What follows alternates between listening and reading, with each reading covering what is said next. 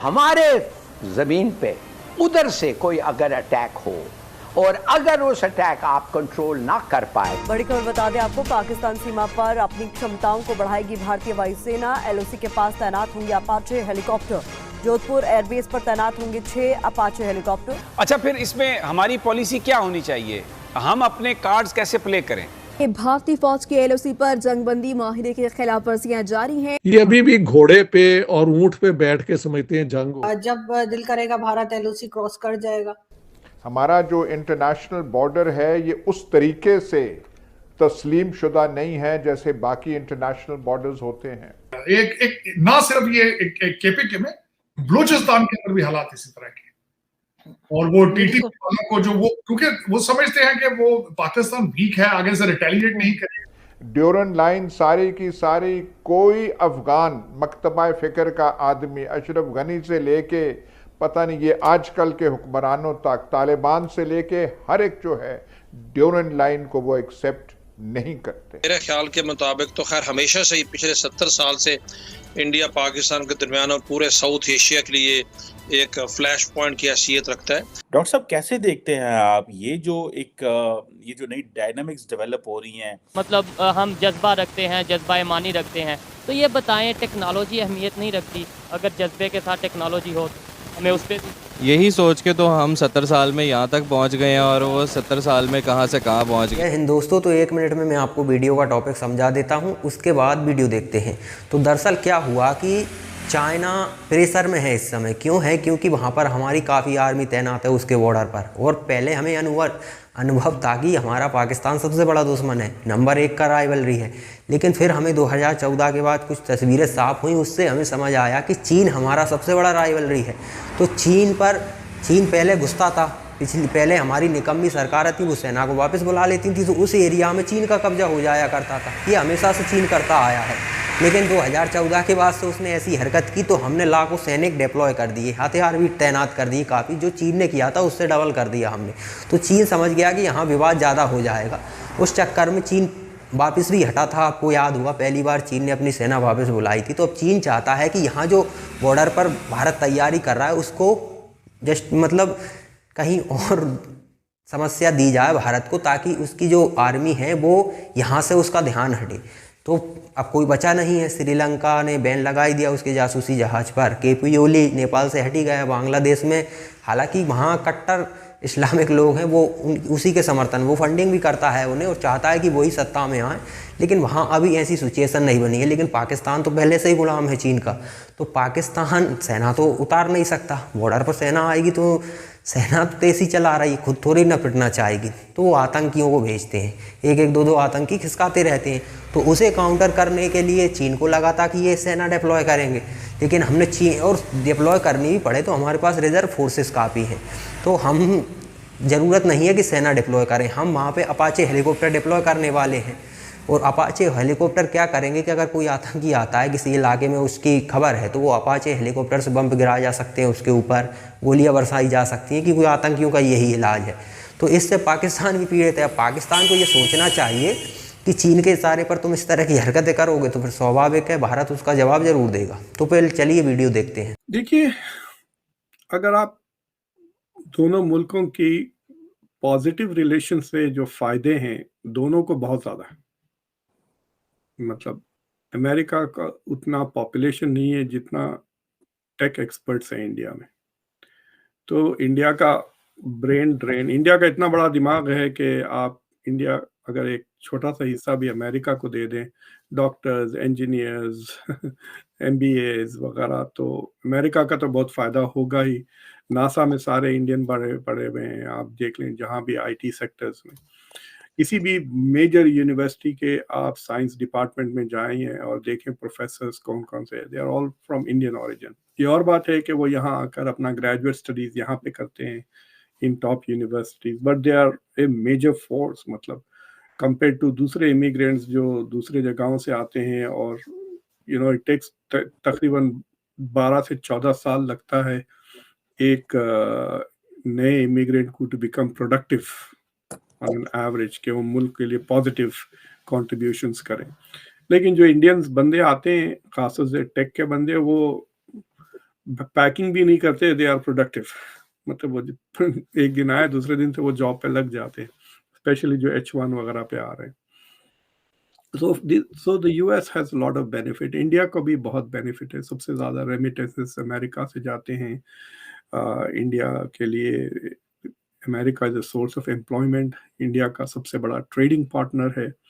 India की जो tech industry की जो बूम है, इट इज इनडायरेक्टली, तो क्या डायरेक्टली कह सकते हैं, because of America's consumption. America में ना सिर्फ वो लोग को भेज रहे हैं, बट बिजनेसेस भी, हजारों की बिजनेस हो रही है। We are looking at $120 billion of trade between India and the US, India को टेक्नोलॉजी वगैरह का। So this is a very important relationship. और ये एक छोटे से मुद्दे को लेकर ये जो खालिस्तानी इंसर्जेंसी है, आई थिंक वो जो नेगोशिएशंस जो हो रहे हैं ना बिहाइंड द सीन्स, मतलब ये G20 समिट्स के पहले से चल रहे हैं। तो विलियम बर्न्स जो CIA के डायरेक्टर हैं गए हुए थे, फिर डेप्यूटी नेशनल सिक्योरिटी एडवाइजर खुद ब्लिंकन। तो उन डिस्कशंस में मुझे लगता है कि थोड़ा फ्रस्ट्रेशन हो गया है यूएस को, एंड दे हैव रियलाइज कि हमने पिछले 1.5-2 साल से इंडिया के लिए जो चाहे वो हमने किया है from our perspective. Intelligence sharing की, खासतौर से अरुणाचल प्रदेश का जो एपिसोड हुआ, चाइना को लेके we have promised to give them F414 engines की टेक्नोलॉजी, प्रेडेटर ड्रोन्स जो मोस्ट एडवांस ड्रोन्स है उसके भी कॉन्ट्रैक्ट्स दे रहे हैं। वी आर फैसिलिटेटिंग आईफोन का shift to India, manufacturing shift, environmental domestic India manufacturing में यूएस के इन्वेस्टमेंट्स आ रहे हैं। So the US is doing a lot for India this feel. और इंडिया से जो थोड़े बहुत डिमांड्स थे, एक कि वो रशिया के साथ अपनी मिलिट्री डीलिंकिंग करे, वो नहीं हो रहा है। रशिया का तेल वो खरीद रहे हैं, लेकिन रशिया का तेल खरीदने से यूरोप का फायदा हो रहा है, because India is reselling a lot of that to Europe. So basically एक ऐसा सिचुएशन आ गया where the US is feeling a little frustrated with India and India is feeling bullied by the US, because India is saying कि ये हमारी बात सुनने रहे हैं। खुद के पास तो जहां भी टेररिस्ट है, जिसको चाहे उसको टेररिस्ट बना देते हैं और हमले कर देते हैं। और हम कह रहे हैं इतने सालों से कि भाई आपके पास खालिस्तानी पल रहे हैं, हमारी एम्बेसीज पे हमला कर रहे हैं, हमारे कॉन्सुलेट्स को जलाने की कोशिश कर रहे हैं। पिछले महीने 2 हिंदू टेम्पल्स पे हमले हो गए खालिस्तानियों के, यहाँ पर यूएस में। ये सारा एपिसोड्स होने के बावजूद, so the India is also getting frustrated with the US के they are not paying attention to India's national security interest. तो एकदम सडनली एक ऐसा सिचुएशन आया, but we don't know fully to what extent के ताल्लुकात खराब हुए हैं। हमारे पास सिर्फ 2 इंडिकेशंस हैं। एक कि जो बाइडन ने अब इनविटेशन एक्सेप्ट नहीं किया, जिसके जवाब में इंडिया कह रही कि हमने फॉर्मली इनवाइट नहीं किया। वो अजीब सी बात है। मतलब मोदी ने अगर कह दिया तो क्या मोदी की जबान की कोई अहमियत नहीं है इंडिया के पास? आई मीन क्या व्हाट इज इंडिया सेइंग कि अरे मोदी ने कहा भाई डोंट टेक दैट सीरियसली, हमने खत थोड़ी भेजा आपको, कोई रिटर्न टाइप करके लेटर प्रिंट आउट करके लेटर हेड पे थोड़ी भेजा आपको। आई मीन दैट्स वो अजीब सा जवाब है। They are just trying to face saving वाला जवाब है। बट द पॉइंट इज कि बाइडन हैज डिक्लाइन। ये तीसरा मुसलसल रिफ्यूजल है। ट्रम्प को भी 2 बार बुलाया था एंड ट्रम्प वेंट एक बार, but not for the 26 January. The last time जो हुआ था 2015 में, जो बराक ओबामा गए थे फॉर इंडिया रिपब्लिक डे। और फिर ये जो क्वाड का जो पोस्टपोन हो गया फ्रॉम 27 जनवरी से। तो चीन का यहाँ पर प्लान पूरी तरह से फेल हो गया। अभी श्रीलंका ने उसके जासूसी जहाज को प्रतिबंध कर दिया है, तो वहाँ से भी उसका पत्ता कट गया। अब यहाँ पर वो सोच रहा था कि आतंकियों के जरिए सेना का ध्यान कैसे भटकाया जा सकता है। मेरी तो ये समझ नहीं आया। आतंकी आते हैं तो उनके लिए इतनी विशालकाय सेना को लेकर थोड़ी ना जाएंगे हम। थोड़ी बहुत 2-4 ट्रॉफी चले गए वही उनको रेल देंगे, स्वाभाविक है। और हमने अपाचे हेलीकॉप्टर इसलिए तैनात किए हैं कि अगर कहीं भी, अब वहाँ पे इलाके हैं पाकिस्तान बॉर्डर पर, वहाँ पे झाड़ियों वाले इलाके हैं, उनमें आतंकी छुप जाते हैं, गुफाएं टाइप की हैं, तो वहाँ पर बॉम्बिंग कर सकें हम। और Apache helicopter made in India है और ये बढ़िया है उस तरह के कामों के लिए। वहाँ से बुलेट भी फायर की जा सकती है और बम भी बरसाए जा सकते हैं, दोनों काम किए जा सकते हैं। तो आतंकी अगर कहीं है उसका हमें लगता है कि इस एरिया में तो उस पूरे एरिया पर बम गिराकर उनको नष्ट किया जा सकता है, क्योंकि अब पाकिस्तान की सेना तो आ नहीं सकती। स्वाभाविक है, पाकिस्तान के पास तो एक ही हथियार है आतंकी। जो पब्लिक वहाँ इतनी ढेर सारी है उसका क्या करेंगे, तो उन्हें टेररिस्ट बनाया, रेडिकलाइज किया पूरी तरह से और इस तरह से घुसा देते हैं। अब ये उसको भी पता है कि वो मरने आया, लेकिन उसको दिमाग में इस तरह से भर दिया जाता है कि असली जीवन यहाँ नहीं, असली जीवन तो मरने के बाद ही है। शहादत के तौर पर उन्हें इस तरह से मरने के लिए घुसा दिया जाता है। और स्वाभाविक है, सेना से वो जीत तो सकते नहीं, आते ही वो मरने के लिए, लेकिन उनका टारगेट रहता है कि जितने लोगों को हम मार सकें। तो हमारी सेना ने ये तैयारी कर ली है कि LOC के पास हम अपाचे तैनात करेंगे और ये अपाचे आतंकियों से खासकर फाइट करने में बहुत ज़्यादा मदद मिलेगी हमें, हमारी कैजुअल्टी नहीं होगी। और यही हमारे लिए है, आतंकी तो 50 मरे या एक ही ना मरे, लेकिन हमारा एक भी सैनिक शहीद नहीं होना चाहिए। ये हमारी तैयारी गवर्नमेंट की होनी चाहिए और सेना की भी होनी चाहिए। हम ज़्यादा से ज़्यादा सेफ रहें और ऐसे इलाके में तो बुलेट प्रूफ जैकेट होना अनिवार्य होना चाहिए।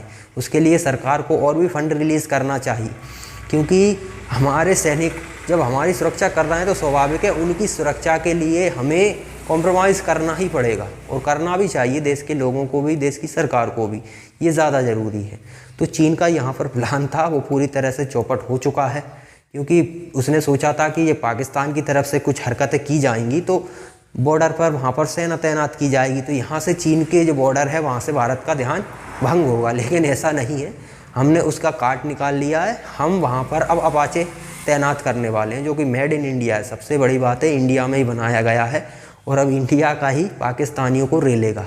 वो भी पाकिस्तानी या टेररिस्ट ही हो या कोई हो, वैसे भी सभी टेररिस्ट टाइप के ही लोग हैं पाकिस्तान में।